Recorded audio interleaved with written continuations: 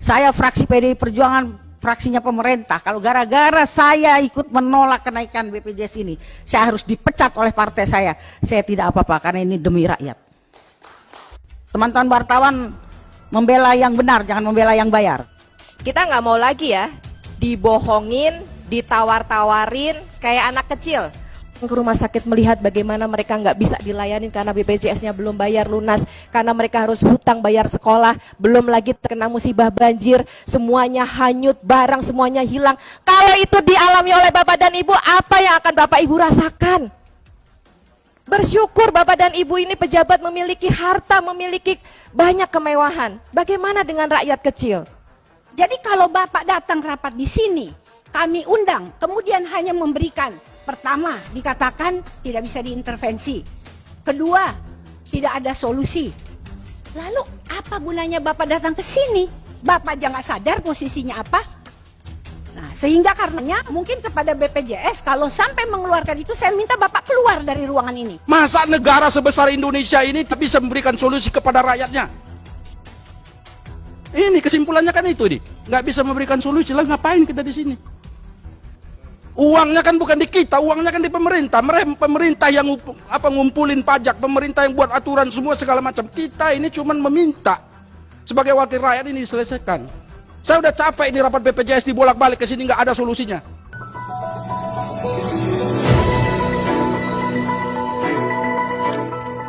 Menteri Kesehatan Terawan mendapat protes keras dari anggota DPR Komisi 9.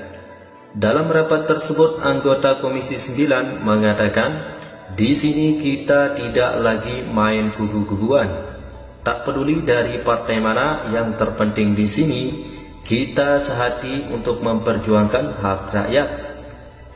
Jika ada yang keberatan dengan tindakan atau protesan kami ini, kami rela dicopot demi bisa menyuarakan isi hati rakyat. Wow, ini baru wakil rakyat. Yuk kita simak isi video ini sampai tuntas agar tidak gagal paham.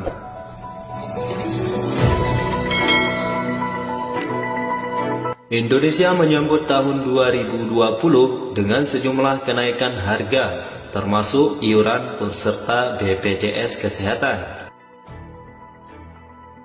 Sebagai pengingat, peserta kini dibebankan iuran yang besarnya 2 kali lipat nominal sebelumnya.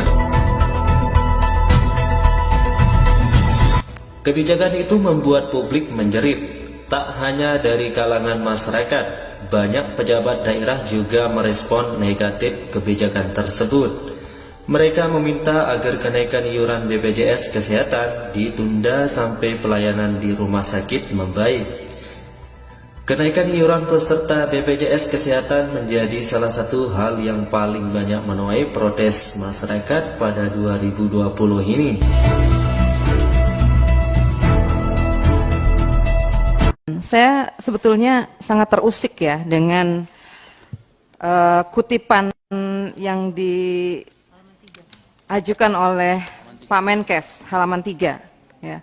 BPJS Kesehatan dalam menyelenggarakan program jaminan kesehatan nasional berhubungan dengan badan hukum publik lainnya, kementerian lembaga, hubungan kerja tersebut bersifat kemitraan, koordinatif, konsultatif, sinergitas, dan seterusnya, sampai kemudian oleh karenanya tidak ada kementerian atau lembaga yang dapat mengendalikan sampai titik, kecuali ada penugasan khusus dari Presiden. Ini sumbernya website BPJS Kesehatan. Pak Menteri tolong tunjukkan ini di mana ini, website yang mana ini. Kenapa? Karena ketika ini dikutip oleh Pak Menteri, ini sungguh menunjukkan kelemahan Pak Menteri di hadapan BPJS. Bapak sebagai regulator, kemudian BPJS sebagai operator. Tapi ternyata nggak ada koordinasi, dan ini kemudian menggambarkan betapa patologisnya koordinasi antara kementerian dan lembaga. Di mana peran DJSN, di mana peran Dewas? Kok kemudian sekelas menteri aja nggak bisa berhubungan, nggak bisa langsung mengendalikan BPJS seperti itu. Saya minta tolong ditunjukkan di mana ini websitenya. Terima kasih pimpinan. Interupsi. Oh ya. Saya dari tadi sudah angkat tangan tapi tidak dikasih kesempatan. Sebentar, silakan. Dari tadi interupsi. Silakan. Baik, pimpinan komisi yang saya hormati, teman-teman anggota DPR dan mitra yang hadir di tempat ini. Hari ini kita tidak sedang mencari popularitas, tetapi kami capek sebagai anggota DPR dianggap tidak pernah berbuat apa-apa, tidak pernah bekerja. Ya, semua kesimpulan, kesepakatan yang sudah ada, yang sudah dibuat itu dilangkahi. Yang menjadi sasaran kami adalah wakil rakyat. Ketika kami pulang kemarin, kami dianggap hanya duduk di DPR, ya 5D, duduk diam dengar duit, cuman itu tanpa ada sebuah aksi yang kami buat. Dan hari ini saya mendapat sebuah materi dari Pak Menkes. Sebelum saya lanjut, saya mau tanya, ini materi memang dibuat dari Bapak Menteri? Ini bukan materi yang ilegal? Jelas dari Menteri Kesehatan? Oke, baik. Saya mohon penjelasan sebentar pada halaman 3. Ini ada kutipan tentang BPJS Kesehatan, bahwa begitu hebatnya BPJS Kesehatan di sini, bahwa tidak ada kementerian atau lembaga yang dapat mengendalikan, mengatur, dan mengintervensi BPJS Kesehatan kecuali ada penugasan khusus dari Presiden. Ini maknanya apa? Sedangkan pada kesimpulan di sini dikatakan bahwa Kementerian Kesehatan belum bisa memberikan solusi atas permasalahan hutang klaim rumah sakit dan defisit DJS karena sangat membutuhkan transparansi dari BPJS Kesehatan untuk mengungkapkan masalah keuangan yang terjadi di dalam BPJS Kesehatan. Tetapi sini sudah dibatasi bahwa BPJS Kesehatan itu tidak bisa diutak-atik. Kalau memang hari ini ternyata tidak ada relevansi BPJS Kesehatan dengan kami DPR, mendingan ya kita nggak usah rapat aja gitu ya. Interupsi pimpinan kanan. Kalau kita sepakat, saya langsung ya. Kita selesai dulu ya. Ini mungkin kanan Pak, Bu. Kalau memang tidak dilanjutkan. Ban of clearing, saya belum selesai bicara. Kalau memang sudah tidak ada relevansinya dan BPJS Kesehatan tidak bisa tersentuh, mendingan kita stop aja rapat ini, kita bahas yang lain. Karena apa? Energi kita mau berpikir untuk apa yang kita untuk rakyat ke depan dengan mitra-mitra kita. Bukan hanya menyelesaikan persoalan ini. Ada Dewan Pengawas BPJS Kesehatan, sejauh mana mengawasi semua kinerja dari mitra yang ada. Kalau hanya kita habiskan energi begini, mendingan stop rapat, nggak usah rapat. Itu dari saya. Terima kasih. Baik. Beberapa hari yang lalu sebelumnya kita panggil juga di sini Asosiasi Pemerintah Kepala Daerah. Mereka juga terkejut dengan kenaikan ini dan mereka merasa semuanya itu memberatkan karena APBD mereka sangat dirugikan dengan adanya kenaikan ini. Begitu juga dengan rumah-rumah sakit, Asosiasi Rumah-Rumah Sakit Daerah, begitu kita tanya, ternyata mereka tuh merasa bahwa pelayanan tidak otomatis meningkat dengan kenaikan iuran itu. Lalu apa manfaatnya kenaikan ini? Sementara di lain pihak kita lihat pemerintah masih jor-joran itu bansos sana bansos sini, tapi yang begini nih, ini hak dasar fundamental rakyat diatur dalam konstitusi, bukan hanya undang-undang, di dalam konstitusi hak untuk tentang kesehatan ini dijamin. Tapi ini disia-siakan oleh pemerintah begitu saja. Nah karena itu pimpinan, saya minta jangan hanya soal ketegasan, ini soal komitmen, keberpihakan negara untuk memberdayakan dan memperlakukan rakyat itu secara benar. Orang di kampung saya sana sedang menunggu hari ini. Mereka tidak sanggup, saya jamin mereka tidak sanggup untuk ikut membayar ini. Orang yang diwajibkan, ini undang-undangnya semua warga negara wajib menjadi peserta BPJS. Tapi kalau mereka tidak sanggup, apakah mereka harus dihukum semua karena melanggar undang-undang? Tidak bisa seperti itu. Harus diselesaikan ini. Kan wajib, coba dibaca undang-undang BPJS itu. Setiap warga negara wajib menjadi peserta. Kalau mereka nggak sanggup, apakah akan dihukum? Ada yang berani? Atau mereka tidak boleh berobat? Mereka tidak boleh datang ke rumah sakit? Negara lalai, negara itu tidak adil, melanggar sila kelima Pancasila. Tidak boleh. Ini yang saya minta ketegasan hari ini. Bukan hanya sekedar, ini kalau saya baca kesimpulannya, ini Pak Menteri kan mau baca ini. Baca ini kesimpulan terakhir. Di sini disebut apa? Kementerian Kesehatan belum bisa memberikan solusi. Ya kalau nggak bisa, ngapain kita bicara di sini? Masa negara sebesar Indonesia ini tak bisa memberikan solusi kepada rakyatnya? Ini kesimpulannya kan itu nih, nggak bisa memberikan solusi lah, ngapain kita di sini? Uangnya kan bukan di kita, uangnya kan di pemerintah. Pemerintah yang ngumpulin pajak, pemerintah yang buat aturan semua segala macam. Kita ini cuma meminta sebagai wakil rakyat ini diselesaikan. Saya udah capek ini rapat BPJS dibolak-balik ke sini nggak ada solusinya. Ini saya mohon ini. Harus tegas dong, kalau enggak kan ngapain kita? Capek lagi nih, bolak-balik rapat begini terus nanti ngeles lagi. Ya nggak ada solusinya. Ini mohon pimpinan, teman-teman semua, dari semua partai kita satu di sini. Nggak ada sini kubu pemerintah, nggak ada di sini kubu, yang adalah kubu rakyat Indonesia. Kita harus bersatu dalam hal ini. Demikian pimpinan, terima kasih. Assalamualaikum warahmatullahi wabarakatuh. Waalaikumsalam. Kalau begitu kami mendengarkan Pak Menteri dan jajarannya mendengarkan dulu semua apa yang dihadapi oleh anggota Komisi 9 di lapangan. Kami persilakan. Pemerintah itu memang ngadakan BPJS, emang niatnya untuk defisit. Dulu udah diniatin 26 triliun, kalau sekarang masih 20 triliun, masih kecil itu. Jangan dibuat alasan kita masih defisit lah, sehingga harus naik, harus macam-macam. Nggak bisa, ini jaminan bukan asuransi. Memang niatan hibah itulah tanggung jawab negara. Yang saya suka bilang, dorong saudara menteri, berani nggak bilang nih kelas 3. Rumah sakit negara maupun swasta dibeli dulu sama negara nih. Toh juga nggak bakalan kepake semua tuh. Orang-orang menengah ke atas nggak mau dah di kelas 3. Tapi paling tidak ada tanggung jawab negara gitu loh. Bahkan saya ngobrol sama Pak Hasbullah Tabrani itu, bisa nggak bang gini-gini? Bahkan kelas 2 juga bisa nih. Coba deh ngobrol deh. Saya bilang Komisi 9, undang tuh Pak Tabrani. Kenapa sih masih semua di alasannya karena defisit?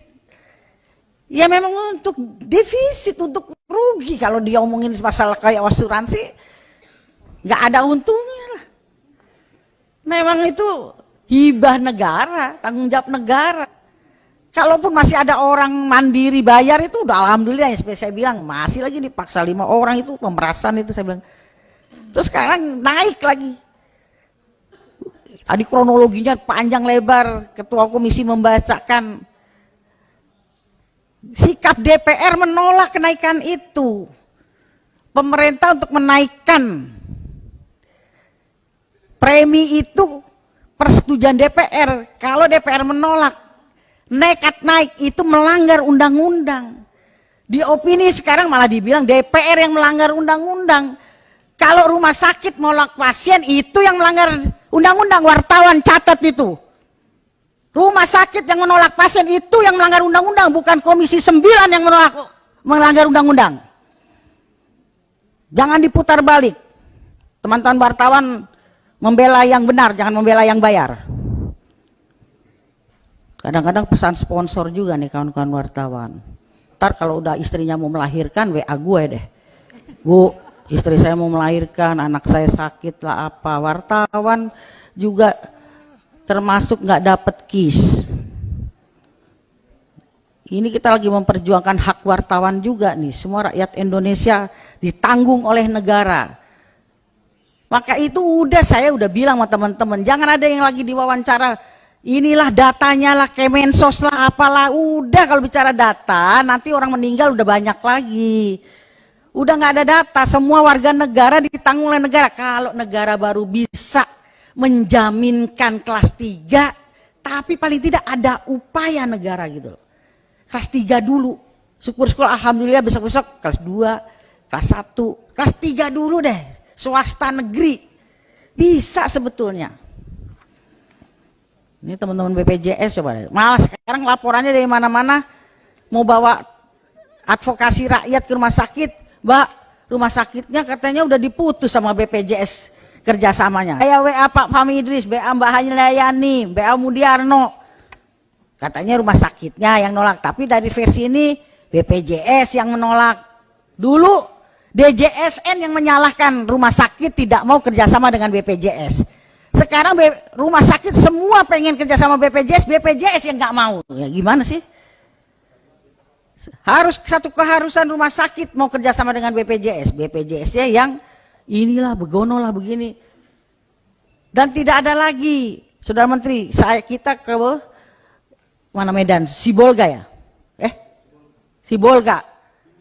Binjai. Wali kotanya punya rumah sakit kebetulan tipe B. Bayangin Bu Ripka, rakyat kami tidak bisa menikmati rumah sakitnya.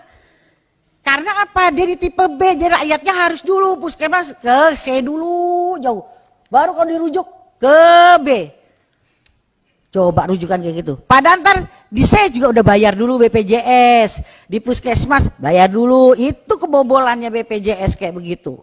Karena tiap rujukan bayar, Nah coba dievaluasi seperti itu, tapi paling tidak sekarang ada terobosan dulu nih, rakyat biar adem. Tadi buru-buru bener itu. Kita sampai ditekan di hak interpelasi loh, kalau sampai hak interpelasi, waduh. Repot nih nanti. Terus ntar fraksi-fraksi nyuruh kita lobby antar fraksi. Yang paling repot saya fraksi PDI Perjuangan. Saya sampai berikrar semua teman-teman. Gak apa-apa wartawan juga catat. Saya fraksi PDI Perjuangan, fraksinya pemerintah. Kalau gara-gara saya ikut menolak kenaikan BPJS ini, saya harus dipecat oleh partai saya. Saya tidak apa-apa karena ini demi rakyat. Saya titipin anak saya sama Pak Ansori satu, sama fraksi apa lagi satu. Anak saya banyak soalnya. 2 anak Masa boleh, si Tuhan nggak pelihara? Saya yakin burung-burung di udara Tuhan pelihara, apalagi saya umat ciptaannya. Masa dari DPR aja. Tapi kalau saya gara-gara di DPR, saya termoderasi, terdemoralisasi. Karena saya jabatan di DPR, saya bergeser untuk membela rakyat. Saya disumpahin sama rakyat, sama yang memilih saya.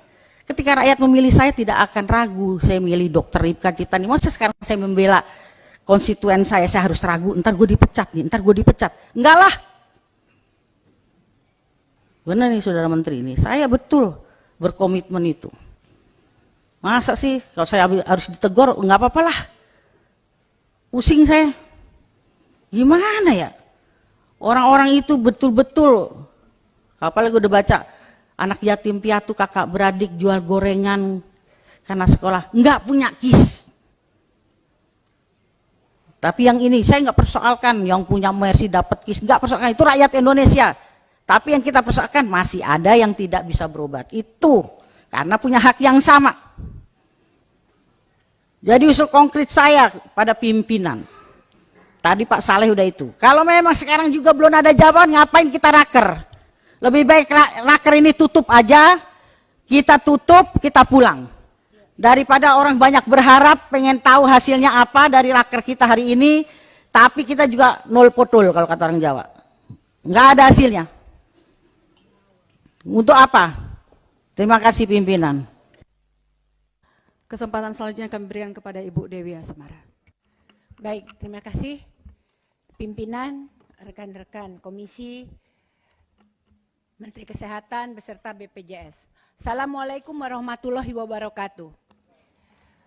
Pertama-tama tentunya saya sebelum paparan dimulai tentu sudah membaca.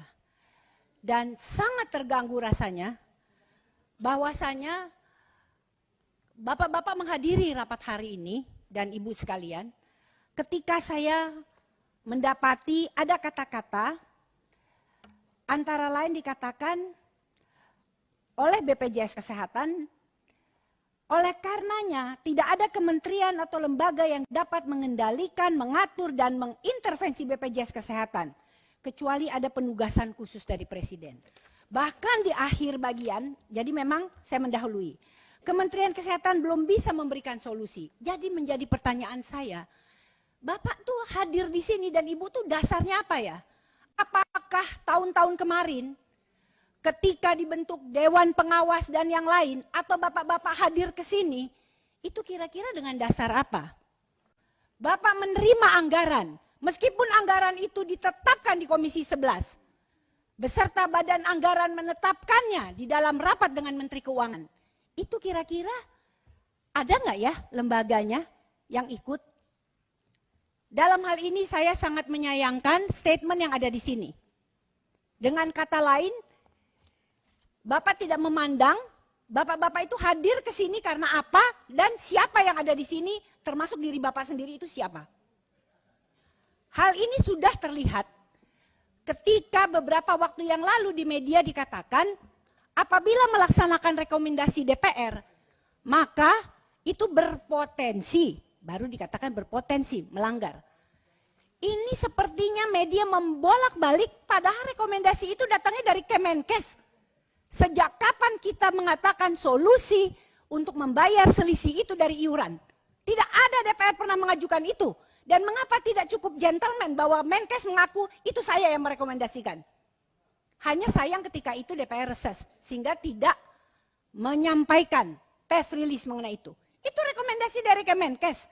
Saya catat, pada tanggal 12 Desember, kalau saya tidak salah, pada tanggal 12 Desember, Pak Menkes mengatakan bahwa meskipun nanti sudah dikeluarkan Perpres 75 2019, surplus PBI itu bisa dimanfaatkan untuk membantu subsidi tingkat kelas 3. Dan itu sudah bisa. Dan itu Kemenkes tidak melanggar hukum. Nah, dan yang kami sayangkan, pada rapat tanggal 6 Januari, seharusnya Pak Menkes itu ketika rapat dengan Menko mengenai kenaikan premi, itu kan ada Menteri Keuangan, ada BPKP, ada yang lain-lain. Harusnya kan bisa meyakinkan. Kalau kemudian tidak, itu bukan rekomendasi dari DPR. DPR sudah merekomendasikan hal-hal lain. Seandainya pun rekomendasi itu dikeluarkan DPR, dalam kali ini sekaligus sebagai clearance kepada masyarakat. Segala sesuatu yang disampaikan oleh anggota DPR, dari komisi manapun, dari fraksi apapun, yang dinyatakan baik di dalam maupun di luar gedung DPR, itu memiliki hak imunitas. Selama yang dikatakan ini adalah berkaitan dengan apa yang menjadi haknya untuk menyatakan pendapat. Dan oleh karenanya, kami bersuara dan kami mengadakan rapat, tidak sekedar kami undang untuk senang-senangnya rapat dengan Bapak, rapat berhari-hari sampai pagi, karena kami ingin katakanlah cerewet seperti Bapak, yang mungkin itu Bapak sampaikan kepada menteri-menteri lain. Tetapi ini karena memang kewajiban kami parle adalah menyampaikan suara rakyat dengan rapat.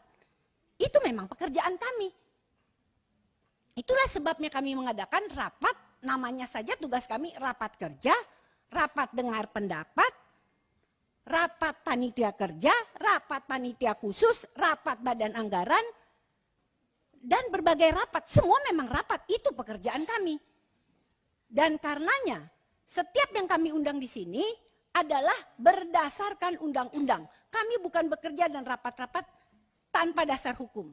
Kami ingatkan, dalam rapat-rapat yang Bapak diundang, kami memakai undang-undang. Undang-undang nomor 2 tahun 2018.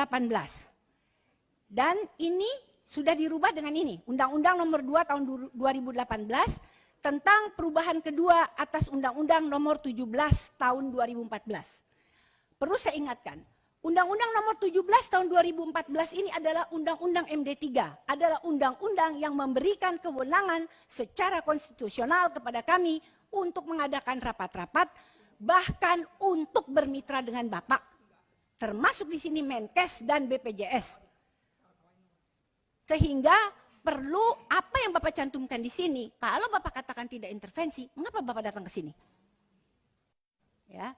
Dan ini di dalam perubahan ini, tadi mungkin dibacakan, saya highlight.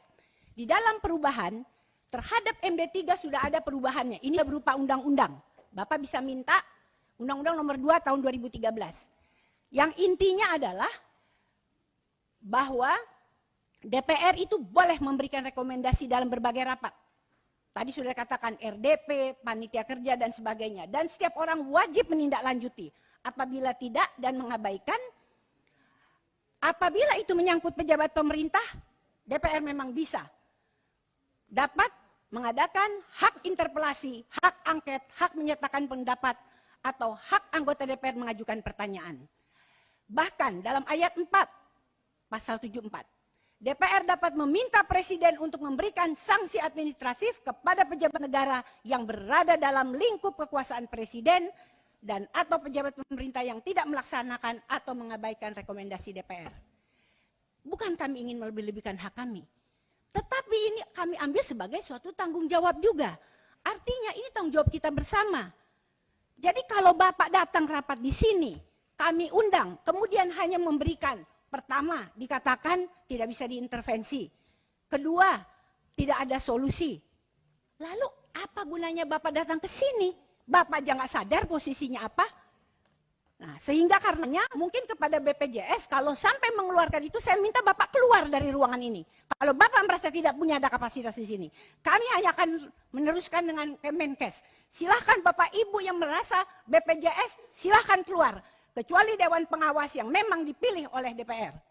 Kemudian untuk Bapak Kemenkes, saya sampaikan, mungkin silahkan tutup kuping kalau BPJS, bahwa sesungguhnya berdasarkan audit BPKP masih ada Pak, masih ada dana, ya, audit mengenai DJS Kesehatan bahwa pencatatan piutang PBPU itu masih understated. Perhitungan BPJS Kesehatan itu ada 2,1 triliun. Jika mengacu pada peraturan Presiden nomor 19 tahun 2016, jumlah piutangnya adalah 5,574339 triliun. Sehingga ada selisih sebesar 3,464 triliun. Ada skenario pertama. Ini kami sudah kaji. Kebutuhan anggaran satu peserta kelas 3, Pak, kalau dibayarkan semua secara gratis, dalam 1 tahun, satu peserta membutuhkan 42.000 kali 12 adalah 504.000. Sehingga ada potensi anggaran dari selisih piutang PBPU yang dapat mengcover peserta kelas 3 sebanyak 6,874402 orang. Skenario kedua, jadi sekitar 6,8 juta. Skenario kedua, jika yang kita bayarkan adalah selisih kenaikan, yaitu sebesar 16.500, maka kebutuhan anggaran satu peserta kelas 3 dalam 1 tahun itu kan 198.000. Sehingga potensi peserta yang bisa kita bayarkan adalah sejumlah 17.498.479 orang. Memang masih kurang Pak, karena baru 17 juta, sementara yang kita ada datanya adalah sekarang 19 juta. Nah, dari mana kita temukan lagi dana yang untuk selisih 2 juta orang itu lagi?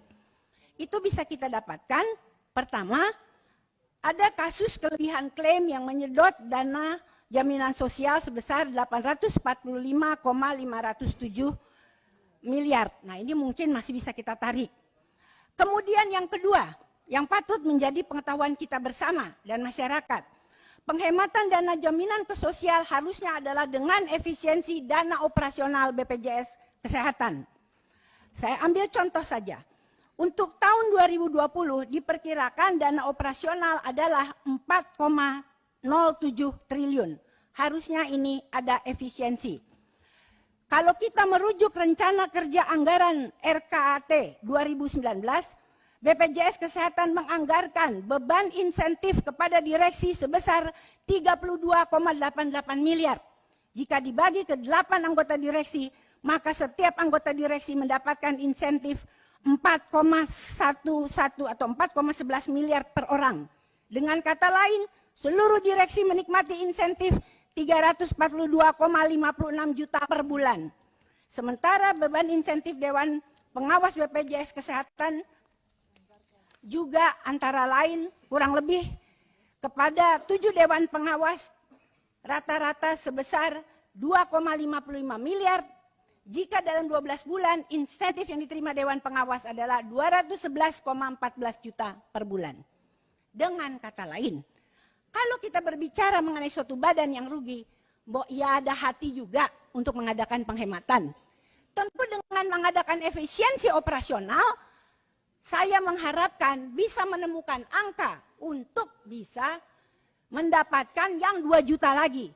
Jadi yang 17 juta didapatkan dari piutang PBPU yang masih understated, yang sebesar tadi itu adalah sekitar berapa tadi itu 3,464 triliun dan sisanya diambil dari situ. Atau seperti kata Menteri Keuangan pada rapat bersama, apabila memang masyarakat tidak mampu, silakan mendaftar untuk PBI. Nah, tolong kepada pemerintah, bagaimana mensosialisasikan ini? Bagaimana cara mendaftar? Tolong kepada dipanggil bupati-bupati. Bagaimana cara mensosialisasikannya? Ke kantor mana? Apakah di kecamatan? Apakah di desa? Apakah dana desa boleh dipakai untuk tahun ini, untuk pendaftaran, sehingga semua warga negara bisa ditanggung dengan PBI. Jadi harus ada jangan keluar. Jangan kita bicara mau maju dan sebagainya, tapi tidak diberikan jalan keluar. Nah itu kira-kira. Jadi dalam kesempatan ini, kalau kita mau meneruskan rapat hanya dengan tidak merasa bisa diintervensi, kecuali dengan presiden atau apapun yang dianggap oleh BPJS, kemudian juga tidak ada solusi, saya rasa kita nggak perlu rapat di sini. Dan untuk seterusnya, silakan. Atau ini memang dikoreksi, atau sama sekali sebaiknya kita tidak perlu rapat dengan BPJS. Silahkan berjalan sendiri. Toh rakyat yang akan bisa menilai. Dan ini kita perlu bersurat, baik kepada Badan Anggaran maupun pada Komisi 11, untuk bisa menyampaikan bahwa mitra kerja yang secara resmi kita terima dalam rapat paripurna sebagai mitra kerja Komisi 9, mengatakan tidak lagi menjadi mitra kerja dengan DPR RI. Sekian dan terima kasih. Wassalamualaikum warahmatullahi wabarakatuh. Pak Menteri dan jajaran dan Pak Dirut BPJS beserta jajaran dan semua yang hadir, ada DJSN juga yang hadir. Teman-teman semua Komisi 9 yang satu seperjuangan, insya Allah melanjutkan dari apa yang sudah disampaikan oleh teman-teman sebelumnya. Yang pertama, dengan tegas, kalau apa yang akan dipaparkan hari ini oleh pemerintah yang hadir hari ini di forum Komisi 9, rapat dengan pendapat bicara tentang iuran BPJS dengan materi yang sama persis dengan apa yang sudah dibagikan ke kita, maka tutup saja sekarang. Karena sudah bolak-balik kita tuh menerima bahan presentasi. Kita nggak sedang mau ujian disertasi, kita juga nggak sedang mau kuliah, udah selesai perkuliahan kita, ya, udah lulus. Artinya kita nggak mau lagi ya dibohongin, ditawar-tawarin kayak anak kecil, mau permen yang ini atau permen yang ini atau permen yang ini, gitu. Tapi ternyata nggak ada yang manis gitu, 3 permen itu kita nggak mau lagi. Jadi semua paparan yang sudah dikirim kami sudah baca.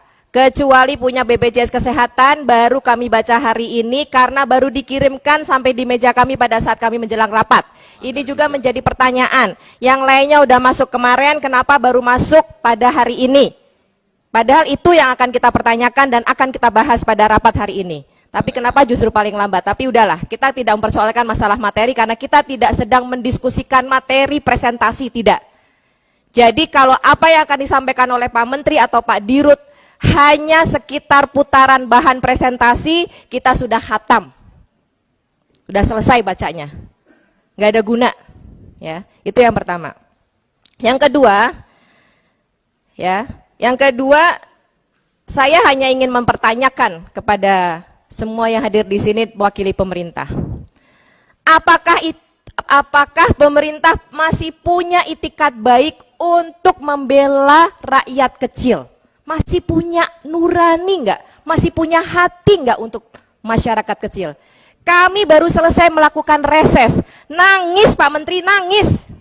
Pak Dirut, kami nangis melihat bagaimana, ini saya Jakarta loh. Bagaimana di Jakarta yang sudah begitu mewahnya pelayanan kesehatan aja saya masih nangis melihatnya. Karena masih banyak orang jualan pisang goreng harusnya masuk PBI nggak masuk. Ya, kita tolongin, kita bantuin. Kita advokasi begitu banyak masyarakat. Kalau semua harus diadvokasi oleh Komisi 9 cuma 51 orang ini, sementara jumlah penduduk Indonesia banyak, bagaimana rakyat akan hidup dengan baik mendapatkan hak pelayanan kesehatan, padahal itu adalah amanat Undang-Undang Dasar Negara Republik Indonesia tahun 1945. Sedih kita semuanya mendapatkan hasil dari reses kita. Kalau kemarin air mata kita berkering hari ini. Kemarin saya benar-benar nangis melihat, datang ke rumah sakit melihat bagaimana mereka nggak bisa dilayani karena BPJS-nya belum bayar lunas, karena mereka harus hutang bayar sekolah, belum lagi terkena musibah banjir, semuanya hanyut, barang semuanya hilang. Kalau itu dialami oleh Bapak dan Ibu, apa yang akan Bapak Ibu rasakan? Bersyukur Bapak dan Ibu ini pejabat memiliki harta, memiliki banyak kemewahan. Bagaimana dengan rakyat kecil? Hanya untuk mendapatkan sedikit saja uang dari APBN, uang mereka juga karena mereka juga punya hak di situ. Kenapa begitu susah? Pemerintah membayar hutang 2020 ya sekitar 295 triliun baru bunga hutang saja. Belum pokok utangnya sekitar 350 sekian triliun. Mampu membayar hutang. Kenapa membayar defisit nggak mampu? Ini hak rakyat kecil. Membayar ratusan triliun mampu. Hutang. Kenapa? Karena kita malu terhadap negara yang dihutangin atau malu terhadap yang dihutangin. Tapi bagaimana kita bisa menjaga kebersamaan dan keutuhan NKRI ini dan bagaimana mensejahterakan masyarakat rakyat Indonesia. Rakyat kelas 3 ini kita cuma minta nggak banyak kok, cuma kelas 3 ini tolong dibantu, tolong dibantu. Ya. Bagaimana kami itu harus bicara lagi, berapa kali kita rapat meminta pemahaman, meminta dukungan supaya bisa dibantu rakyat kelas 3 ini. Nggak minta yang lain kok. Itu yang kedua.